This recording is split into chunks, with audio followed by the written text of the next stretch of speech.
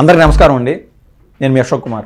ఈ తిరుమలలో ఏదైతే ఏకాదశి నాడు ఏకాదశి సందర్భంగా ఈ బాధాకరమైన ఘటన జరిగిందో అది నిజంగా చాలా దిగ్భ్రాంతికి అందరికీ గురి చేస్తుంది. అయితే ఏ దేశంలోని ఏ రాష్ట్రంలో లేనంత విధంగా మంచో చెడ్డో తెలియని ఆంధ్రాలో ఉండే రాజకీయము ప్రపంచంలో కూడా ఎక్కడ చూడలేం. దీనికి ఒకటి చెప్తాను, ఒకరు మంచిగా ఉంటే సరిపోదు, ఒకరు కూడా మంచిగా ఉంటే రాజకీయాలు అనేది సవ్యంగా జరుగుతూ ఉంటాయి.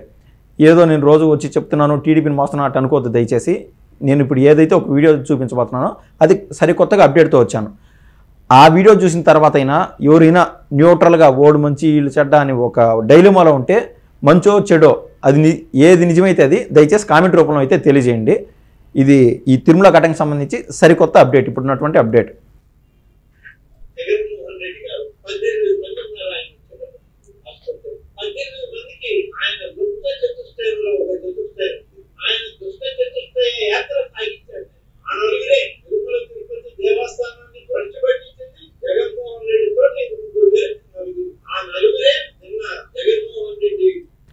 ఇక్కడ ఆంధ్రప్రదేశ్ దేవాదాయ శాఖ మంత్రి ఆనం రామనారాయణ రెడ్డి గారు ఉన్నారు.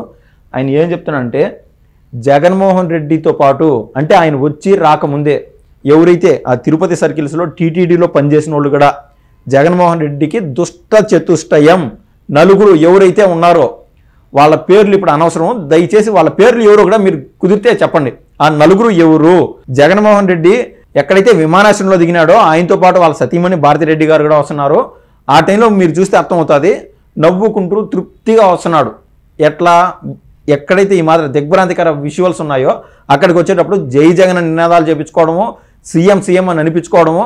సరే అభిమానులు కదా, వాళ్ళకి అభిమానం ఉండొచ్చు కాక, కానీ దయచేసి గమ్మనుండాన్ని సంయమనం పాటించాల్సిన వాళ్ళ యొక్క అభిమానులు కూడా జగన్మోహన్ రెడ్డి దయచేసి సంయమనం పాటించండి అని వాళ్ళ అభిమానులు కూడా చెప్పాల్సిన బాధ్యత జగన్మోహన్ రెడ్డి పైన అయితే అక్షరాల ఉంది. మనం అదే విషయంలో చూస్తే మనకు అర్థమవుతుంది. వాళ్ళ సతీమణి భారతిరెడ్డి కూడా నవ్వుకుంటూ పోతుంది. వాళ్ళని ఏం యాక్టింగ్ చేయమని ఎవరు చెప్పట్లే.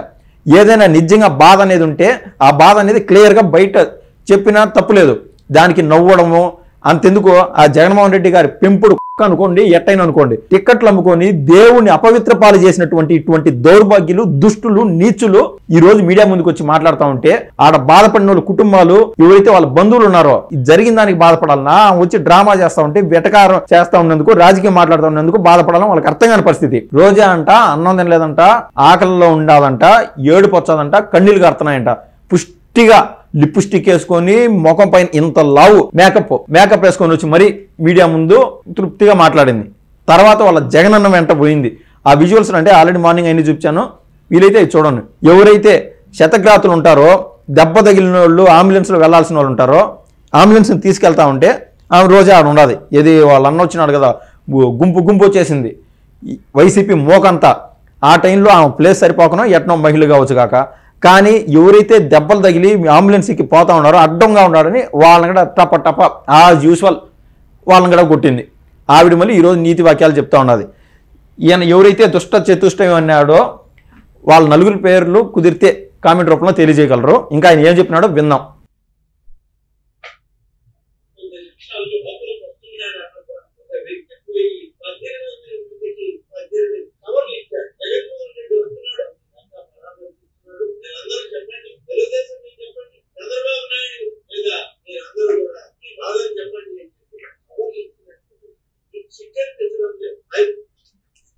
ఇక్కడ ఆయన ఏం చెప్తున్నారంటే జగన్మోహన్ రెడ్డి కాసేపట్లో వస్తున్నాడు.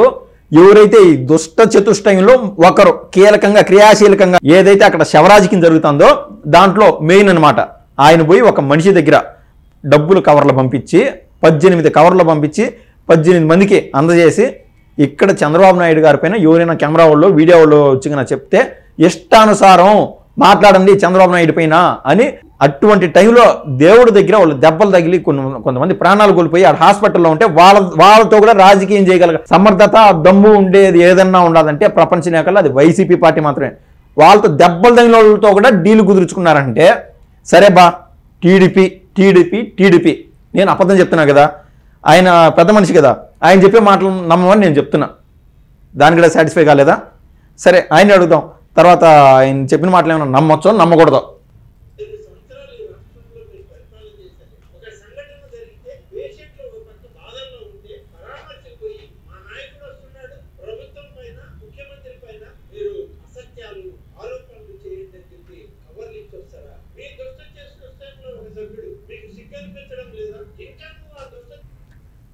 నేను అడిగిన ప్రశ్నకి ఆయన ఇంకా సమాధానం కూడా చెప్పలా. 18 కవర్లు ఇచ్చారంట, మళ్ళీ ఆ దుష్ట చతుష్టయము అంటున్నాడు, మళ్ళీ జగన్మోహన్ రెడ్డి శవరాజకీయాలు చేస్తున్నాడు అంటున్నారు. సరే, ఆయన చెప్పింది కూడా అబద్ధం కాకపోలేదు.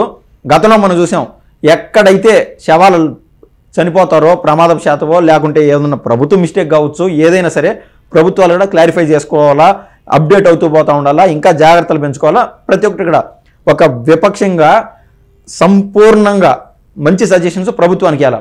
ఏ రోజైతే శవం లేస్తాదో ఆ రోజు జగన్మోహన్ రెడ్డి సాక్షాత్ అక్కడ ప్రత్యక్షం అవడం అనేది ఖాయం.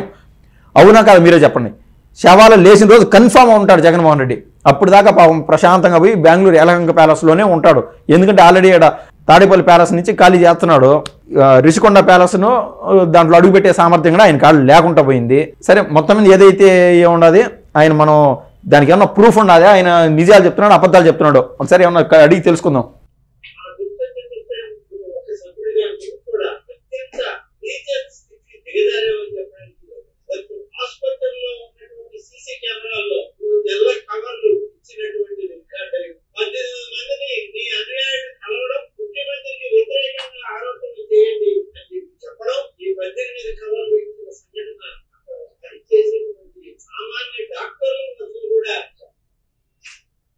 అది నేను చెప్పొచ్చేది. వైసీపీ వాళ్ళు ఏదో చెప్తారనో, టీడీపీ వాళ్ళు ఏదో చెప్తున్నారనో, రాజకీయం కాదు. క్లియర్గా వీళ్ళ కనీసం ఏది ఎడారిలో పోతా ఉంటే బిస్లరీ వాటర్ దొరికినట్టు ఒక్క ఏదైనా ఒక ప్రమాదం జరిగితే మొత్తం కూటమి ప్రభుత్వం పైన వేయడము ఇది పనిగా పెట్టుకున్నారు. దానికి వీళ్ళకి అంతో ఇంతో ఒరే నాయన మా మిస్టేక్ అయితే అయ్యిండొచ్చు కాక, తప్పు అయిపోయింది క్షమించండి అని చెప్పి సాక్షాత్ పవన్ కళ్యాణ్ గారు కూడా టీటీడీ బోర్డు మెంబర్స్ అందరికీ సలహానో లేకుంటే ఆయన స్టైల్లో ఆయన చెప్పినాడు. ప్రతి ఎవరైతే చనిపోయినారో లేదా దెబ్బలు తగిలినాయో వాళ్ళ ఇంటికి ప్రతి టీటీడీ బోర్డు మెంబర్ పోయి కలిసి రావాలా అని చెప్పినాడు. ఆడంతా జరిగితే ఇటువంటి ప్రమాదాలు గతంలో కచ్చులూరు కాడ జరిగినాయి, 50 మంది చచ్చిపోయినారు. విజయసాయిరెడ్డి ఈ యొక్క ఎల్జీ పాలిమర్స్లో 13 మంది చనిపోయినారు. ఇటువంటి చోట ఏ రోజు జగన్మోహన్ రెడ్డి అక్కడ పోయి డబ్బులు ఇచ్చిన దాఖలాలు ఉండవు. ఈ రోజు ఇప్పుడు ఎక్కడైతే డబ్బులు ఇచ్చినాడో 18 కవర్లు ఎత్తుకొని పోయి అక్కడ అదే జగన్మోహన్ రెడ్డి అఫీషియల్గా డబ్బులు ఇచ్చింటే బాగానే ఉండేది. అఫీషియల్గా డబ్బులు ఇచ్చినంటే మహాత్ముడు మాధుడు ఉంటాడు. ఆయన ఇప్పుడు ఆ రూట్లో లేడు. ఈ కేవలం రాజకీయం. అన్అఫీషియల్గా డబ్బులు ఇస్తే వీళ్ళు టీడీపీ పైన మాట్లాడగలుగుతారు. అది తప్ప ఈయన వాలకం కానీ ఆలోచన కానీ ఇంకొకటి లేదు. ఇది ఈయన క్లారిటీగా ఆయన ఇదే చెప్పినాడు కదా, సీసీ కెమెరాలో క్లియర్గా రిజిస్టర్ అయింది. ఆయన అబద్ధాలు ఇదే చెప్పట్లా. ఆ రిజిస్టర్ అయిన వీడియో కూడా వెలికి తీస్తారో లేదో ఆయన అడిగి తెలుసుకుందాం ఒకసారి.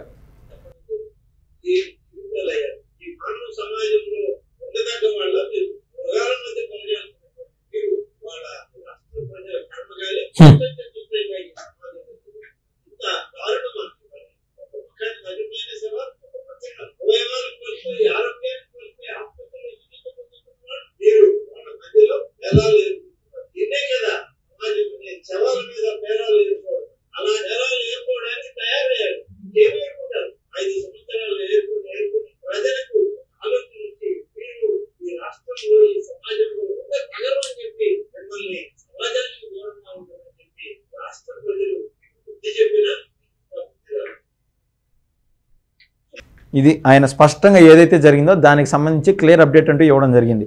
మనం చూస్తే దీని వెనకల ఉన్న టీం చూస్తే దాదాపు 11 మంది ఎవరైతే క్యూ లైన్లో ఉన్నారో అనవసరమైన టైం చెప్తూ ఆల్రెడీ స్పీకర్లో ఈ టైంకి కాదు కొంచెం లేట్ అవుతుంది అని చెప్పి వాళ్ళు అనౌన్స్మెంట్ ఇస్తూనే ఉన్నారు. లేదు ఇమ్మీడియట్గా టోకన్స్ టికెట్స్ ఇస్తున్నారు అని చెప్పి వెనకల పుషప్ చేసిన రూమర్స్తో. సో ఒక్కసారి అస్వస్థకు గురైన మహిళ కోసం ఆ గేట్లు ఓపెన్ చేయగానే తండోపతండాలుగా జనం ముందుకు పోవడం జరిగింది. ఒక ప్రమాదంగా జరిగిందని దీన్ని రాజకీయంగా పొలమాలని ఆ వైసీపీ మోకంటూ సిద్ధపడినది.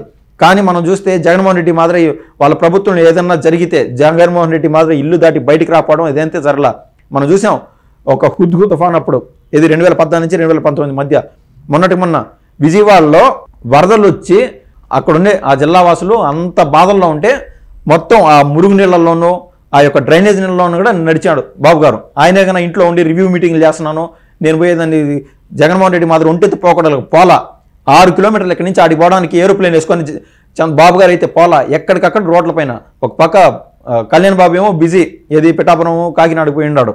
అదేవిధంగా లోకేష్ బాబు బిజీ, ఇంకొక పక్క బాబు గారు బిజీ. ఎక్కడికక్కడ నిమిషం తీరిక లేకుండా వాళ్ళ శ్రమంతా దారపోస్తున్నారు రాష్ట్రం కోసం. పండగల టైంలో కూడా రాష్ట్ర ప్రజల కోసం మీరు దయచేసి చూడండి.